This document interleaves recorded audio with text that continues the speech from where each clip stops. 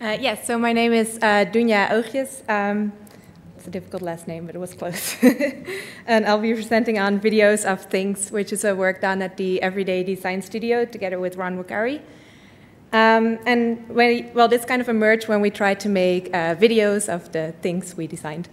So when you think of design videos, it's very much these videos that we are all familiar with, that are kind of situations of use where the user is really demonstrating this technology. So these are some examples. We have Microsoft HoloLens, Sony Ericsson, the social web of things, Google Glass. And it's really this person in the video that is showing the functionality of this technology. So I'll show a bunch of videos in this presentation, but I just wanted to start with one that was recently released by Amazon called Echo Look, to kind of refresh your memory on these design videos that we all know well. Alexa, is it gonna rain tonight? Alexa, what's on my calendar? Alexa, turn the lights off. Okay. Alexa helps with thousands of things, and now she can help you look your best. Alexa, take a photo. Introducing Echo Look, a first-of-its-kind Echo with a hands-free camera.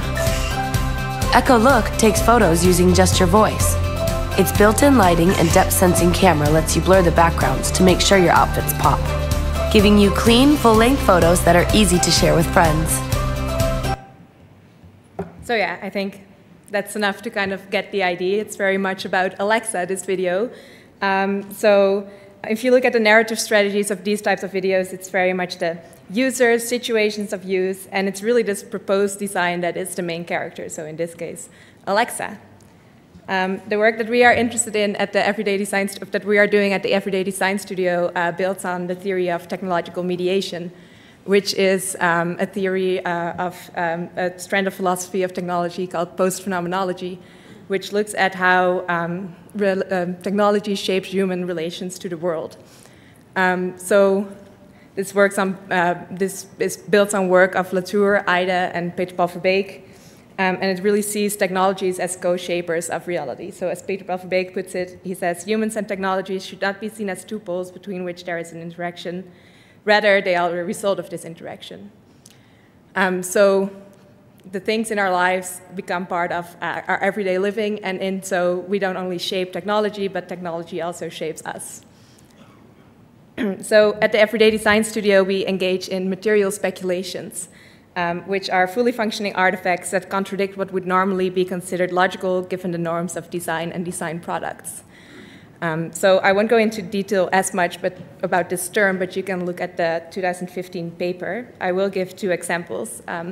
So we kind of create these artifacts that counter familiar things to probe what kind of different relationships with technology might emerge. So one is the table non-table.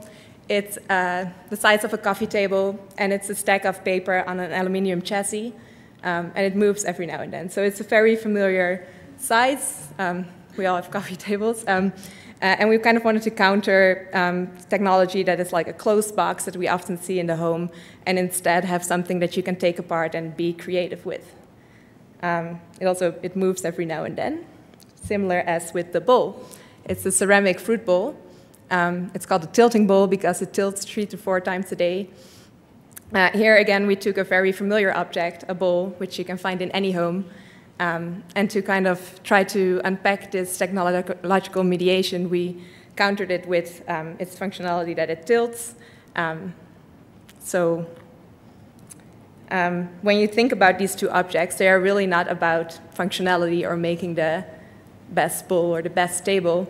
And so the narrative strategies of these design videos we know well don't really fit. And we were just very interested in kind of what situations these things might bring forward. So this is when we started exploring making videos of things. And through making 3 different videos, we articulated 3 narrative strategies, which I will talk about and show through the videos in this presentation. So it's humanness, patterns in time, and non-humans and ensembles. So the first video features Lisna in the other half. I won't show this video because it was at the video showcase, but it shows a future domestic food practice that is more sustainable, and Lisna is a part of it, but it also shows a lot of cooking and other things that may happen in everyday life. The second video features the tilting bowl, and we kind of drew on our own experiences of living with a tilting bowl, and we show how we kind of got used to this thing being in our home and made sense of it. So in the video, you see two roommates moving in together, Vincent and Vincent, and they kind of sense each other's lifestyles and try to find a fit. And we see, in this video, we see that process, we witness this process and the role of the bowl on it.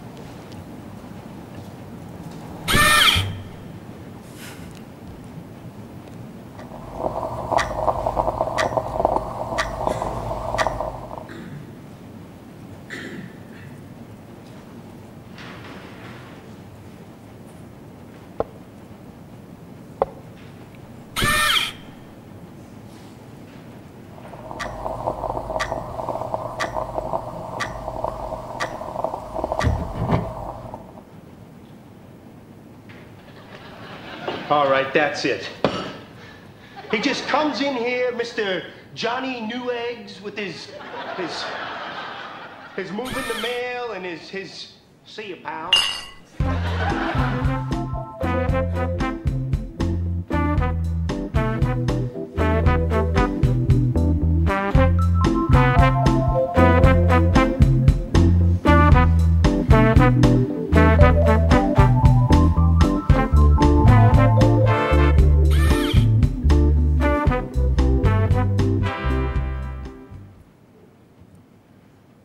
So one of the strategies we wanted to explore was humanness, so really these human characteristics. And with this, we kind of wanted to invert what is common in these design videos where humans are mostly portrayed as personas or really supporting the functionality of this technology. So one way we did this was by casting the same actor in two different roles to kind of highlight these different lifestyles. So Vincent and Vincent both have very different breakfast habits. And they have some other tensions, but that kind of grows into a mutual understanding and maybe even friendship over time. Second strategy we explored was patterns in time, which supported this developing of relationships between humans. But we also kind of played with different elements of time. So you see the breakfast going backwards. You have the clock ticking in the background. And you kind of see this process of people moving in together. But besides just human rhythms and practices of cooking and relaxing and all those types of very human things, we also kind of wanted to look at non-human rhythms and patterns in time, which is what we explored in the third and last video called August 8, 2016, which is the day we filmed it. And here we show the table on table as part of a household.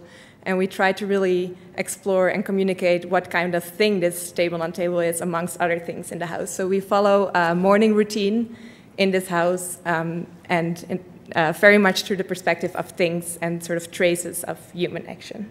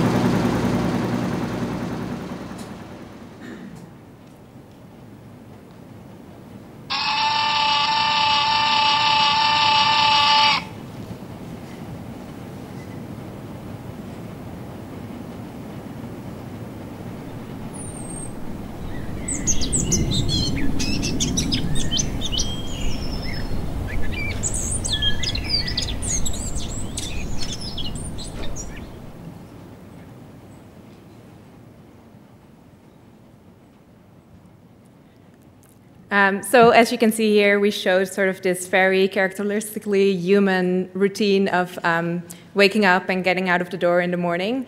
But at the same time, we had these non-human aspects and these non-human rhythms of, for example, the squirrel moving over the power line and the detergent bottle shaking because of the washing machine. So this also feeds into our third and last strategy, which is non-humans and ensembles. So following on the theory of mediation, where it's not only humans but also non-humans who shape the everyday, we wanted to feature also these non-humans. And then ensemble speaks to the idea of not only human to human or human to non-human relations, but also thing-to-thing relations that kind of emerge and find their place in the house over time. So in the Vincent and Vincent video, we showed a few things that were going on in the house when the bowl tilts, maybe even when no one else is present or when there's no humans present. So we had the coffee maker and the clicking clock. And in the table non-table video, you see this nightstand with a mobile phone on it, the diary, the watch, and the reading glasses, so you can kind of picture what kind of routine goes on there. But we also had, for example, this drip on the mirror, which is a non-human, but at the same time wouldn't be there if there wasn't a person in the shower. And lastly, the bowl, the video of the bowl is kind of shot from the perspective of the tilting bowl. So you see the shot tilt and you hear the sound of the bowl, but the bowl itself is not shown until the very last shots. So to kind of summarize, this is by no means a way to make all design videos. We just wanted to propose an alternative. And to summarize our challenge, we wanted to make videos that were not portraying the functionality of technology, but more the situations that are mediated through it, through the technology. So, and our strategies, to sum up again, are humanness, patterns in time, and non-humans and ensembles. So thank you. I hope you enjoyed the videos.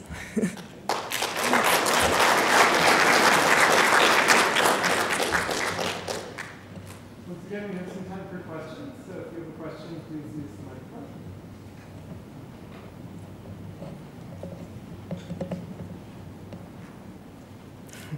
So I'm wondering if you could reflect a little bit on what you learned about these things through creating the videos. Mm-hmm.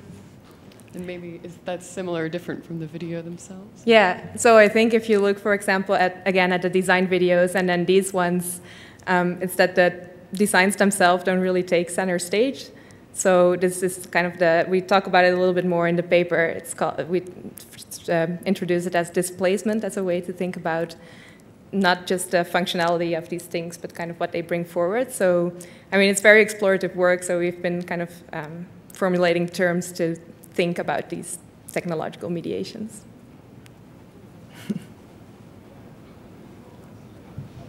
Thanks, I really like the videos, and I liked how they are not, because you're not selling something, you know, in the way that, for instance, the first video you showed, the Alexa video, that it's, you know, you're not interested because it's too much, you know, it's overwhelmingly commercial. So what would be like the balance between, if you do want to sell something, you want to sell your design, but then at the same time you want to maintain more of the artistic aspects that you had in your video. So what would be like a balance or advice for if you want to make such a video?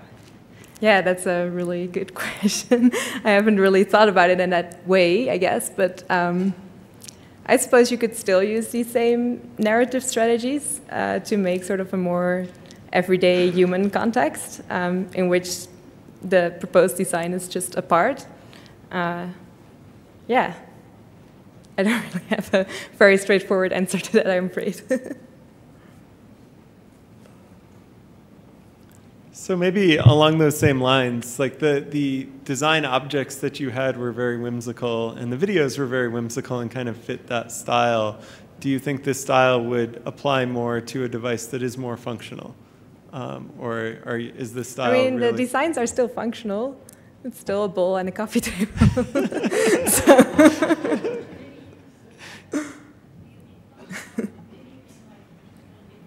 Yeah. So the comment here was maybe useful in different contexts, or I think maybe useful beyond the stationary state. Like it is a bowl, but it would have been a bowl without having the little actuator in it too. Maybe then we can go back to, like, you had the video of Alexa. Yeah. With these sorts of strategies, do you think would they be effective for a product like the Echo Look? Well, actually, the Alexa also had a video about pets using it. I like that one a lot better. So Nice. that could be one. I think that might be a strategy of non-humans. Yeah. Great.